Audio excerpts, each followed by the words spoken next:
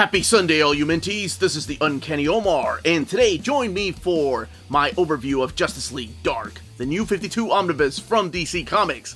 So, let's get started.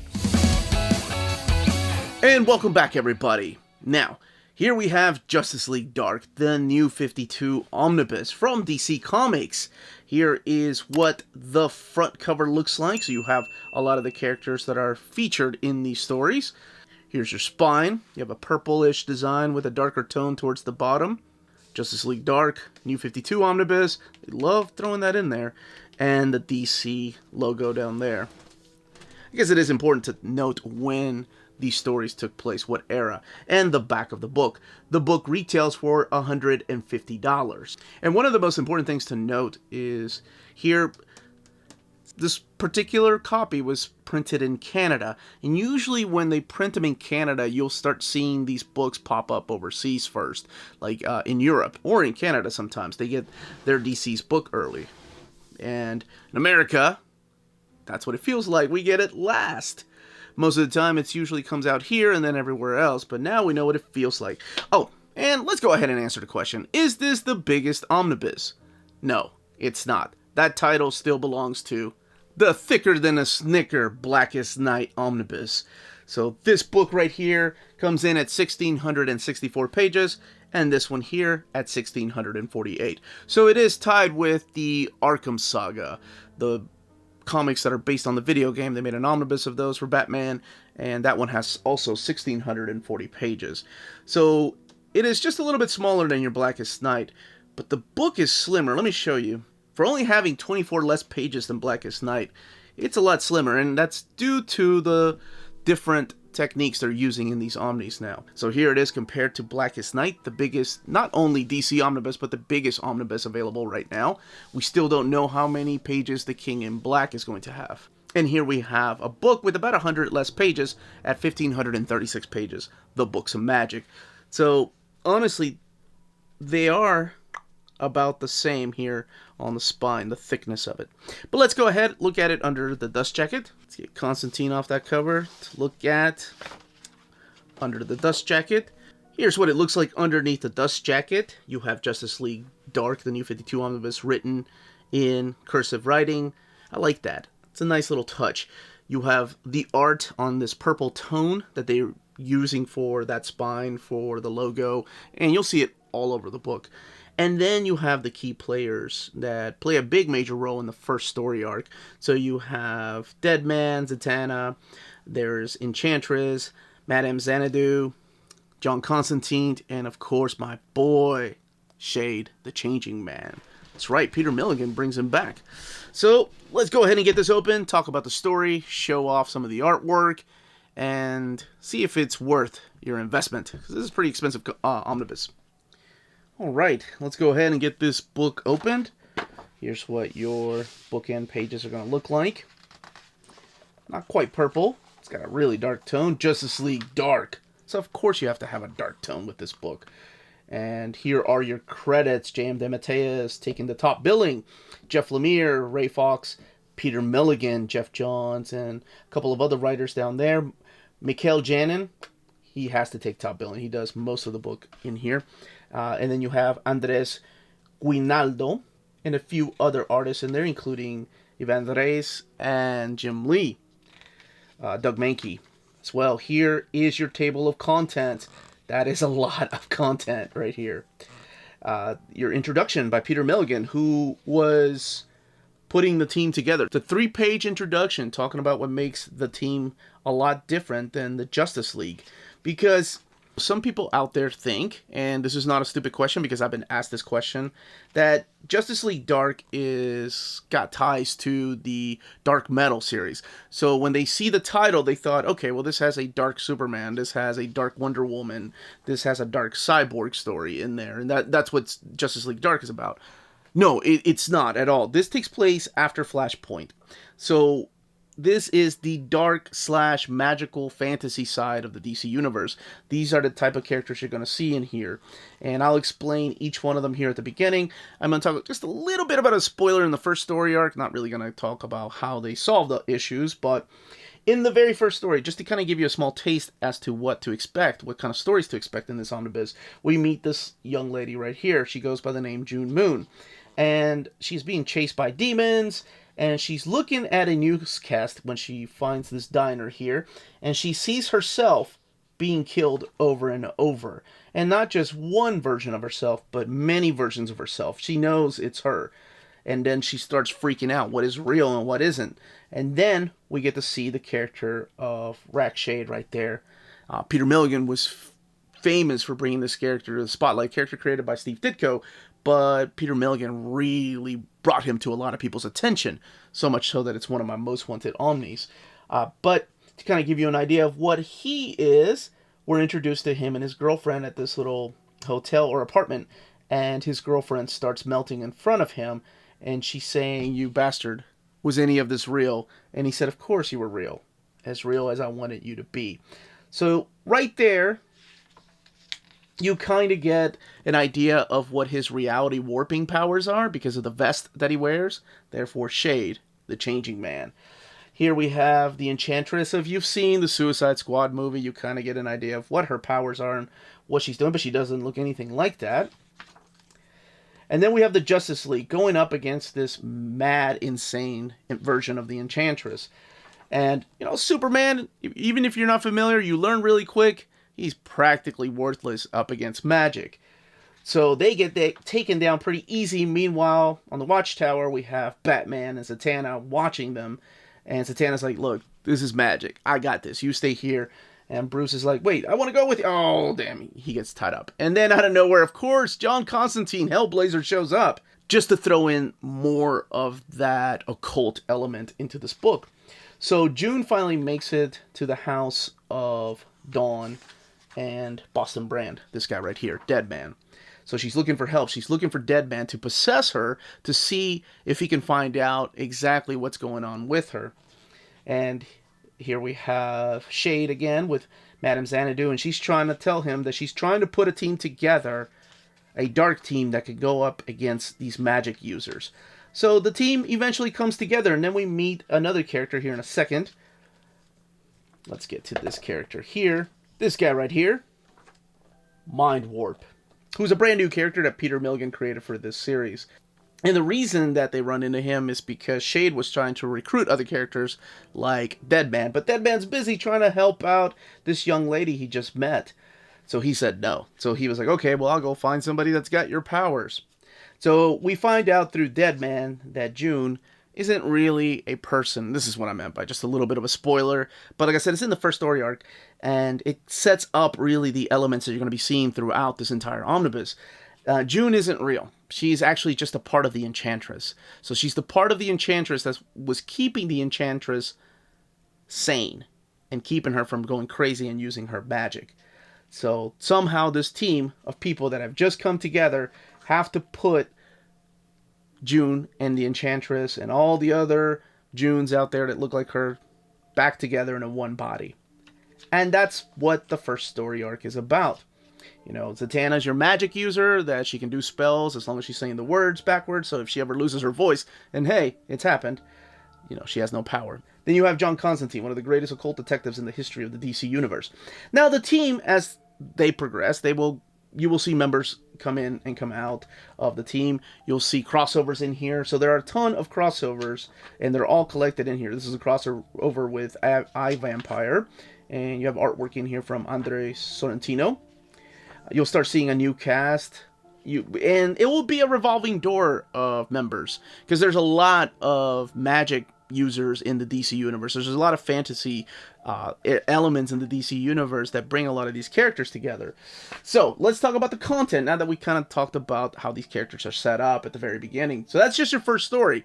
So collecting Justice League Dark 0 through 40, annuals 1 and 2, Futures End number 1, and then a lot of the crossover issues, or important issues rather. So you have Constantine 5, 9 through 12, I, Vampire 7 and 8, Justice League 22 through 23, Justice League of America 6 through 7, New 52 Free Comic Book Day Special number 1, Trinity of Sin Pandora 1, 2, and 3, 6, 7, 8, and 9, and Trinity of Sin Phantom Stranger number 11, 14, and 17.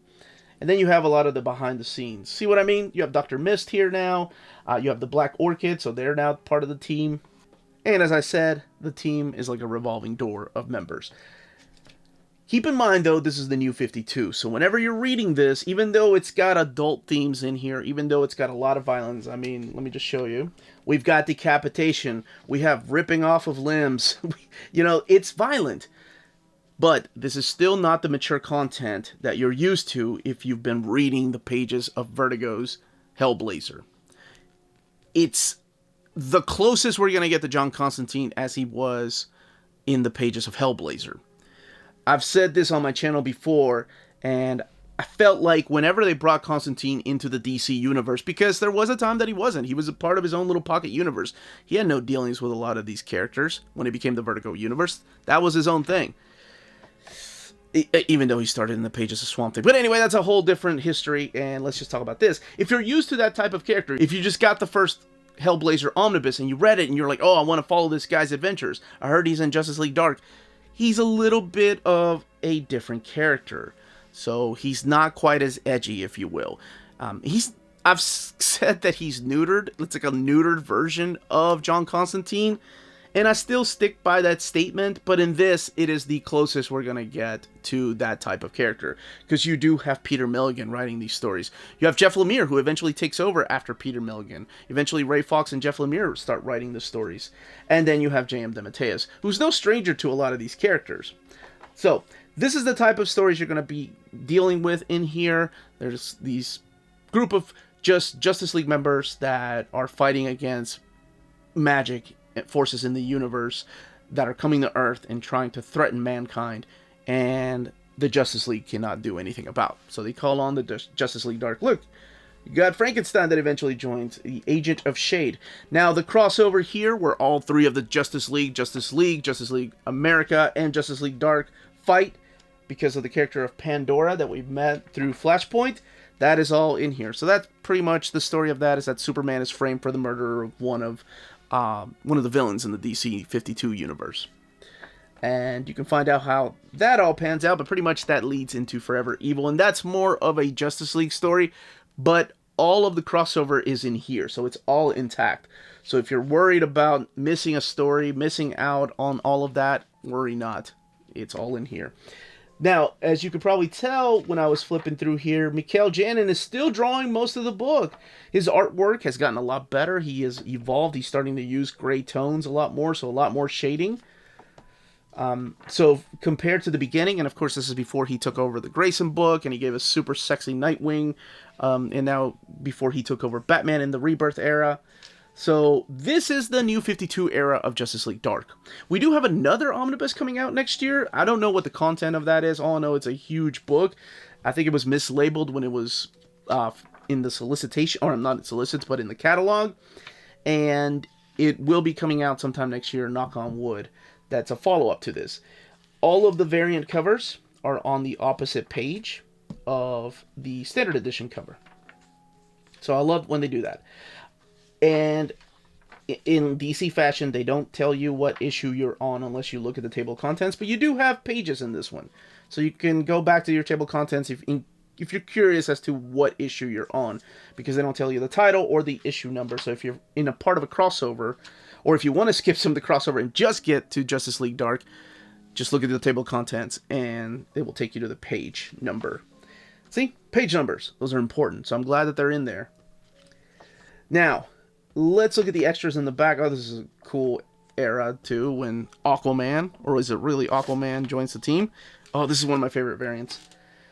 So, that's the standard edition, and then the variant is the Beetlejuice variant. Alright, let's look at the extras. Here we go. Censoring that final page, because I don't want to spoil that for anybody. But here's the making of Justice League Dark. Here are the character designs by Mikel Janin. And you also get some character designs in there by Ryan Sook. I'll make sure to pass up on any of the spoilers. There's Black Orchid,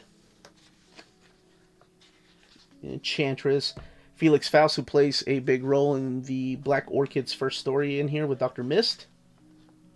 And there's some Ryan Sook artwork. There's a couple of other characters that joined that I did not talk about because I want people to be surprised. since I talked so much about the very first story arc, there's still a couple of other characters that joined that made me really happy growing up in the 80s. And then again, if you are reading the New 52, a couple of other characters will join that you've seen around. Sketches and layouts and uncolored covers. And then this unused cover. So there was an unused cover right there by Andres Guinaldo. Now, let's talk about the paper quality and the binding of this book. 1,648 pages, that is a good sign right there. That's a big eye. That's what you want to see on something this huge. Now, the paper quality. It is thinner than what you're accustomed to for a DC Omnibus. They've been getting thinner and thinner. And this is pretty thin, but I think it does help out the book. DC for a long time was using this really thick, glossy paper, and while it feels good and the art really shows up well, it doesn't help the book lay over well. And that's what I'm going to talk about next, is the way this lays over, because there's lots of spread pages in this.